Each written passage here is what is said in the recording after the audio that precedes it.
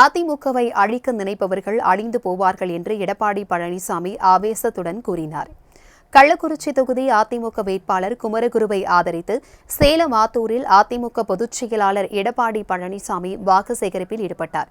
அப்போது பேசிய அவர், அரசியலுக்கு வந்து 5 ஆண்டுகள் கூட ஆகாதவர்கள் எல்லாம் அதிமுகவை அழித்து விடுவதாக கூறுவதாகவும், அதிமுகவை அழிக்க நினைப்பவர்கள்தான் அழிந்து போவார்கள் என்று அண்ணாமலையை மறைமுகமாக சாடினார். எந்த கட்சியா அழிக்க என்று நினைக்கிறீர்கள்?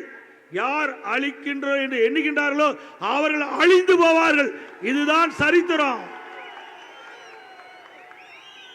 அதோட அனைத்து இந்திய அண்ணா திராவிட முன்னேற்ற கழக கட்சி என்ற கட்சி இருக்கின்ற காரணத்தினால்தான் இன்றைக்கு ஏழை மக்களுக்கு நிறைய திட்டம். தூத்துக்குடி ஸ்டெர்லைட் ஆலை விரிவாக்க திட்டத்திற்கு நிலம் வழங்கியது திமுக ஆட்சியில்தான் என சாடிய எடப்பாடி பழனிசாமி, திமுக ஆட்சியில் ஏராளமான துப்பாக்கி சூடு மற்றும் தொழிலாளர்கள் மீதான தாக்குதல்கள் அரங்கேற்றப்பட்டதாக ஆவேசத்துடன் பட்டியலிட்டார்.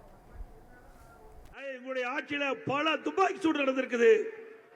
அது மட்டுமில்லாம திருநெல்வேலி மாவட்டம் மாஞ்சோலை தோட்ட தொழிலாளர்கள் கூலி உயர்வு வேண்டும் என்று மாவட்ட ஆட்சியாளருடைய அலுவலகம் நோக்கி திருநெல்வேலி மாநகரத்திலே சென்று கொண்டிருந்த பொழுது காவல்துறை அதிகாரிகள் அதை தடுத்து நிறுத்தி அவர்கள் மீது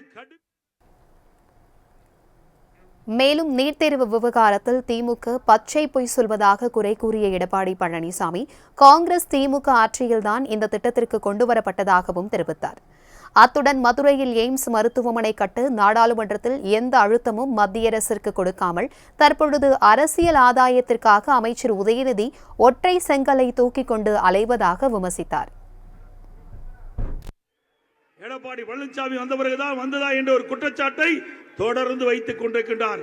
பச்சை பொய் ஸ்டாலின் பேசுகிறார். மத்தியிலே காங்கிரஸ் ஆட்சி 2010 மத்தியிலே காங்கிரஸ் ஆட்சி நடைபெற்றுக் கொண்டிருக்கிறது. அந்த காங்கிரஸ்